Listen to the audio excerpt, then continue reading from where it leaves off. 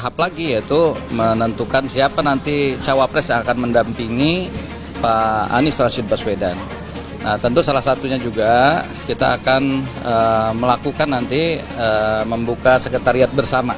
Nah, itu nanti yang akan memudahkan dalam proses pendalaman, pencarian, analisis terkait dengan berbagai situasi, termasuk upaya untuk memenangkan pasangan.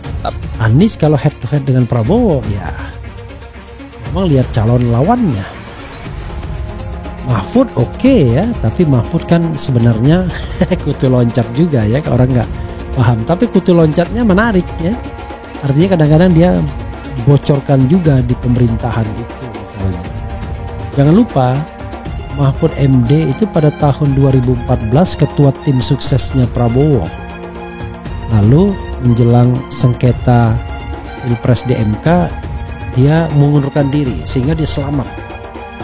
Maka pada pemerintahan Presiden Jokowi jilid pertama, dia sudah mendapatkan tempat sebagai Dewan Pengarah BPIP. Bahkan menjelang 2019 nyaris menjadi wakil presiden. Jadi kan luar biasa kan lompatannya. Dan sekarang bahkan menjadi Menko Polhukam. Sekarang ketika menjelang akhir pemerintahan, bikin manuver dia yang membuat namanya naik kembali dan dipertimbangkan oleh Nasdem sebagai calon wakil presiden. Nah, itu track record Mahfud. Kita nggak tahu komitmennya bagaimana ya.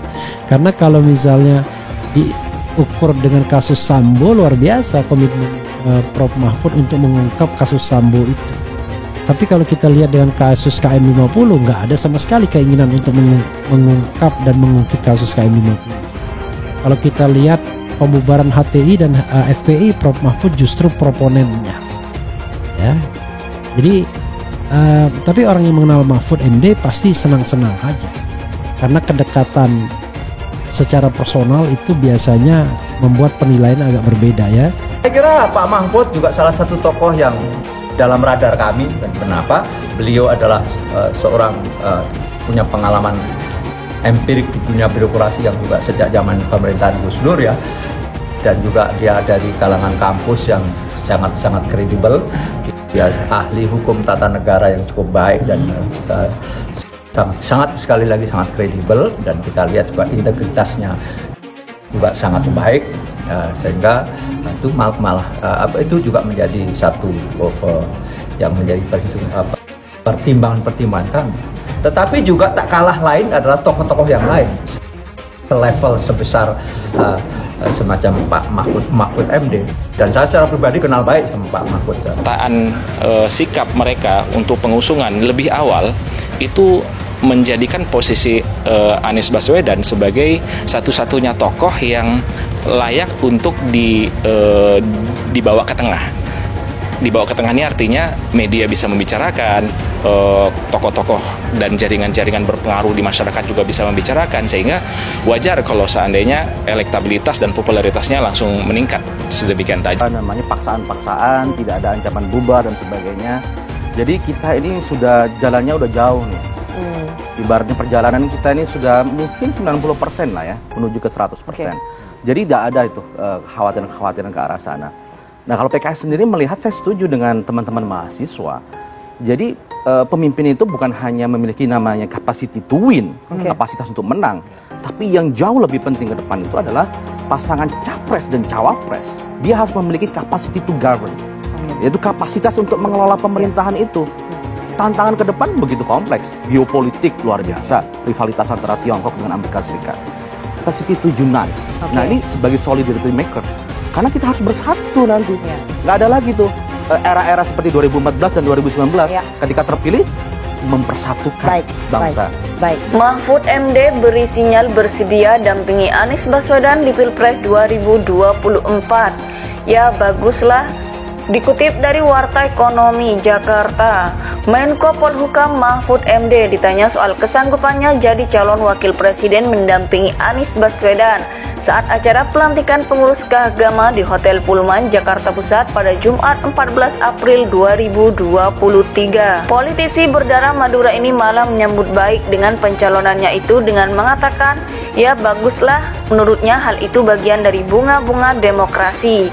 Ya baguslah bagian dari bunga-bunga demokrasi, jawab Mahfud. Munculnya nama Mahfud jadi calon wakil presiden disampaikan oleh Partai Nasdem. Kendati demikian, Mahfud mempersilakan agar nama-nama lain juga dimunculkan. Waketum Partai Nasdem Ahmad Ali mengatakan bahwa dirinya setuju dengan usulan Anies Baswedan diduetkan dengan Mahfud MD di Pilpres 2024. Namun, dia mempertanyakan apakah Mahfud MD bakal mau jadi cawapres dari Anies. Selain itu, Ahmad Ali juga menyerahkan keputusan Mahfud MD jadi cawapres kepada Anies Baswedan. Sepakat, Anies Mahfud itu saling mengisi, sama-sama punya pengalaman, integritas, religi, dan anti korupsi. Tergantung Anies, kami Nasdem setuju-setuju saja. Emang Bang Mahfud mau jadi cawapres Anies, tutur Ahmad Ali. Menko Polhukam Mahfud MD ditanya soal kesanggupannya jadi calon wakil presiden mendampingi Anies Baswedan saat acara pelantikan pengurus keagama di Hotel Pullman, Jakarta Pusat pada Jumat 14 April 2023. Munculnya nama Mahfud jadi calon wakil presiden disampaikan oleh Partai Nasdem. Kendati demikian, Mahfud mempersilakan agar nama-nama lain juga dimunculkan. Waketum Partai Nasdem Ahmad Ali mengatakan bahwa dirinya setuju dengan usulan Anies Baswedan diduetkan dengan Mahfud MD di Pilpres 2024. Namun, dia mempertanyakan apakah Mahfud MD bakal mau jadi cawapres dari Anies. Selain itu, Ahmad Ali juga menyerahkan keputusan Mahfud MD jadi cawapres kepada Anies Baswedan. Sepakat, Anies Mahfud itu saling mengisi, sama-sama punya pengalaman, integritas, religi, dan anti korupsi. Tergantung Anies, kami Nasdem setuju-setuju saja. Emang Bang Mahfud mau jadi cawapres Anies, tutur Ahmad Ali.